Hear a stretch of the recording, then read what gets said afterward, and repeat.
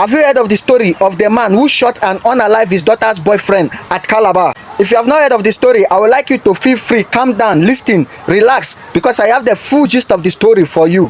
One fateful day at Calabar, Nigeria, Mr. Ekpenyom Basi, a former NNPC staff, did a very big tragedy which I'm about to tell you, and this story will shock you and it will bring you to a thinking motive as far, is this man okay to do what he has done? Well, without further ado, let me dive into the story without wasting much of your time. Mr. Ekpenyom Basi, as I've initially introduced, is a former staff of NNPC at Calabar, Nigeria. He has a beautiful daughter, and this his daughter. Mr. Ekpenyom Basi doesn't joke with his daughter. So one day, something tragic happened in his compound which shocked the entire state, the entire community, and the entire village. Mr. Ekpenyom Basi shot and unalived his daughter's boyfriend, and that was not enough. What happened next was what is going to shock you. The move he took after he shot his daughter's boyfriend. This man took a desperate move to cover up his trash after he has shot and unalived his daughter's boyfriend. As wealthy and influenced as he is, he called a senior police officer of that community to help him take the body to a cemetery where he buried it without nobody knowing or without anybody having any trace about the crime incidents. He successfully did this without no obituary, no investigation, and no family consent. Omo, this man get mine no. Well, as they always say in a popular saying, nothing is hidden under the sun. What started as a disappearance was later transformed to be one of the worst spying cases in Cross River State, which the police and the security agencies will never take it lightly nor take it as a play. They quickly rush into action to unravel who is behind this mystery and the disappearance of this young man in Calabar. It all began on the 10th of March 2015 when Mrs. Marian Ojukwu was still at work, when she was still active and vibrant at work. And this type of case was one of the cases she can never joke or play with, or neither allow it to be swept under the carpet. So she quickly swim into action. And the other way around, the young man who has been unalived happens to be Marian's only son. So one day while Marian was at work and so serious at work, because the new commissioner of agriculture just resumed office, and Marian, as the director of fishery, she has to be present at work that particular day because the commissioner is visiting all the departments and offices in Cross River State that particular day. While Marian is still at work that day, she received a call from her neighbor saying they saw Douglas, which happens to be her son, this afternoon. He was looking so sad and unhappy. When they tried to ask him what happened, he told them that he sold his laptop to someone, and since where he sold that laptop to that person, the person has been turning him upside down. He doesn't want to pay him his money, so he has been going to the person's house every blessed day to collect his money, and each time he comes to the house, the person is turning him upside down because that same person happens to be his girlfriend. And even today, this morning, he has gone to the person to collect his money. The person who happens to be his girlfriend told him to come back later in the afternoon, that before afternoon she might have the money to give him. I don't know how their relationship is. This one that he sold laptop to him, I don't know whether they have broke up or they are still in relationship, because to me, I don't know. If I'm dating someone, I will not sell my laptop to that person. No report have stated that their relationship was not working, or they have broke up, or they are still in relationship. All they have reported was that he sold his laptop to his girlfriend, and the girlfriend refused to pay him money, and he has been going there severally, and the girlfriend doesn't want to pay him his money that he has bought the laptop from. And he go on saying anytime he went there to collect his money and he meet the girl father used to spoil his mood, calling him all sort of name, insulting him and quarreling him. So the thing used to spoil his mood. Even when he went there this morning, the same thing happened. When he went there this morning to collect the money, he met the girl father quarreled him and asked him not to come back to his compound again. While on his way going, he met the girl on the road, and the girl promised him to come back later in the afternoon, maybe before afternoon, she might have the money to give to the young man. So with all this, the neighbor told to Mariam, and Mariam, knowing his own son Douglas, he asked the neighbors to hold him down, not to allow him to go to the compound or to go to the man's house in the afternoon to collect the money, because this is his own son per se. He has anger issue. Douglas has anger issue. If Douglas happens to go there in the afternoon, maybe the old man repeat the same thing he has been doing, Douglas might be angry and quarrel the man back. So it asked the neighbors not to allow Douglas to go to the house. Why? After some time, she went back to work, continue her work, because the new commissioner is inspecting all of them at every offices in Calabar that day. So later that day, after work, Mariam went home. When she got home, she didn't see Douglas, his son. He asked the neighbor, what happened? Where is Douglas? I asked people to help me keep him, to help me hold him till I come back. Why the neighbor say, we tried to hold him down, but Douglas was so determined that he really needs to go and collect that money. If he didn't go to collect that money that afternoon, maybe the next day the girl will say she have used the money. He asked him to come back in the afternoon yesterday. Douglas didn't come, so she have used the money. That's why Douglas was so determined. He said he has to go and collect the money. So since Douglas is grown up, they cannot hold him down like a baby. They have to allow him to go. But the neighbor says shortly after Douglas left the house to go to collect the money, she called Douglas' phone. After some time, Douglas wasn't picking his call. She called and called and called, but no response. Douglas didn't pick the call, so she didn't bother. Maybe it felt like maybe Douglas is still discussing on how he will collect the money, or Douglas is with the girl. They are talking, or they are making arrangement on how he will pay him his money back. That's why Douglas didn't pick his call. So when Mariam heard this, Mariam quickly brought out her phone. He dialed Douglas' number. He called. Douglas didn't pick. He called and called and called more than 10 times. Douglas didn't pick the call. So Mariam didn't bother because he was hoping maybe in the evening Douglas would come back. But so sad and so painful, Douglas didn't come back that evening nor that night. Throughout the night, they have been waiting for Douglas to come back.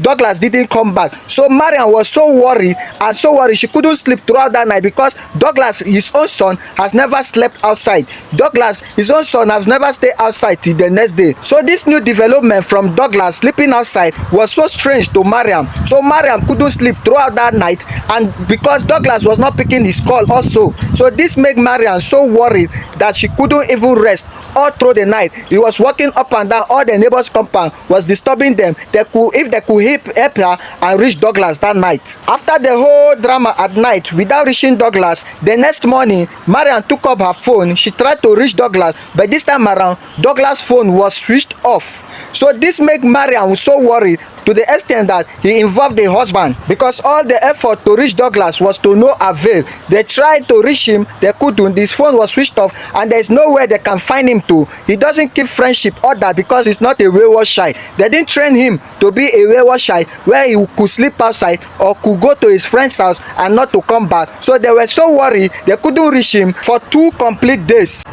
As they couldn't reach Douglas that day, the next day Mariam and her husband went to work. So while Mariam at work, Mariam received a call from the same neighbor calling her, telling her to rush home with the husband. Mariam asked her, what happened? Why are you asking us to come back so urgently like this? Then the neighbor replied and said, we have an information that a young man was unalive, that they kpai a young man at Cross River Base Authority.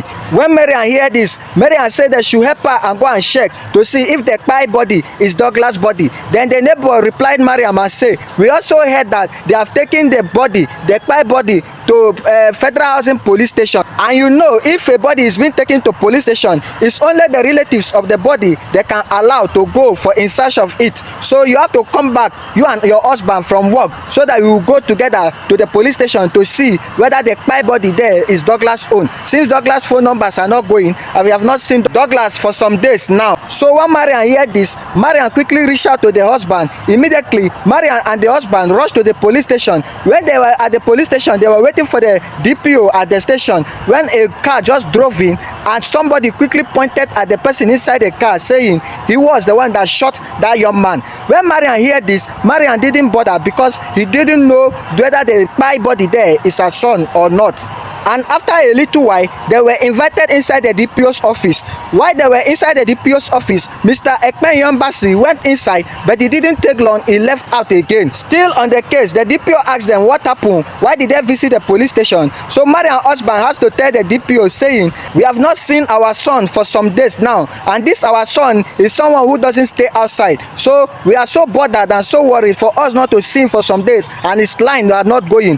That's when the DPO told them, Some days later, he received a distress call that an armed robber was shot by at one man's house not far from the police station. When he received the call, he asked his men to go and check and bring the body to the police station. When the young men went and bring the body to the police station, he discovered that the young man is no longer alive. So this was when he called the Cross River State Urban Development to come and take the body to a cemetery to bury it, because he has nowhere in the police station to preserve the corpse for further investigation. So they have to rush and bury the corpse at the cemetery. So when Mariam heard this, Mariam and the husband told the DPO to take them to the cemetery so that they will exhume the corpse to check if the corpse that is being buried there was their son. So the DPO and the men and Mariam went straight to the cemetery. So when they went to the cemetery, the policemen dig into action. They exhumed the body. To Mariam and the husband's greatest surprise, the body that they exhumed out of the grave was Douglas, their own missing son. After the body has been confirmed from Mariam and the husband that the body is their only son that has been missing, the police quickly buried back the body without allowing Mariam and the husband to say a goodbye to their son again. They rushed and buried it quickly. Mariam and the husband cried and wept. They went home. So the next day, Mariam and the husband quickly informed the whole village, the people in the village and the kingsmen, about what has happened. So quickly, without waste of time, the kingsmen have to summon the police and every authority that is due for investigation for them to investigate what happened to Douglas. So when the police and other authorities came, the kingsmen narrated what Mariam and the husband told them. The police said truly they are aware of that and they have taken them to see the corpse where he has been buried. So on this, the kingsmen say they have to exhume the body and give it to Mariam and the husband for them to give it a proper burial. So immediately and quickly, the police went and exhumed the body, give it to Mariam and the husband for them to give it a proper burial. When Mariam and the husband collected the body, they rushed to Calabar Teaching Hospital for an autopsy for them to know what really killed their only son. So after everything, the autopsy result came out, and when the police got to hear about the autopsy, the police became very, very uncomfortable.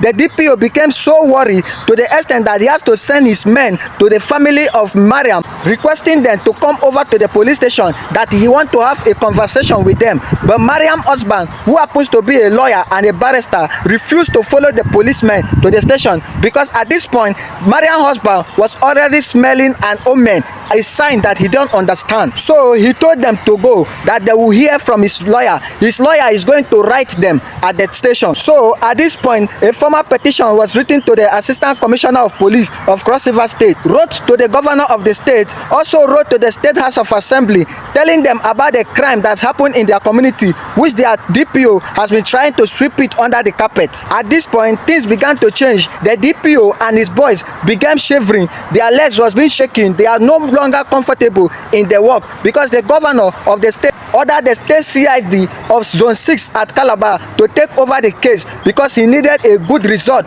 from the investigation and he need a good investigation team to cover that investigation, because he want to unravel every mystery behind that boy's spying. So when the state CID took over the investigation, this was where Mariam becomes so shocking of something he has never known before. When the investigation officer told him that on their investigation, they discovered that Douglas is deeply in love with Mr. Ekpen Yombasi's daughter, whose name was Mercy, and Mr. Ekpen Yombasi has never supported the relationship right from time. And these two people has been in love right from primary school to secondary school. They have been in love till date. And neighbors of Mr. Ekpen Young said they have been seeing Douglas and Mercy every time in Ekpen Young's compound. When Mercy was brought out for questioning, Mercy came with her two brothers and some tenants of the house. So when they came there, they were asking Mercy questions. Mercy was trying to cover some things because he don't want his father to be exposed. It was at this point that some of the tenants came to review everything that happened in the compound that day.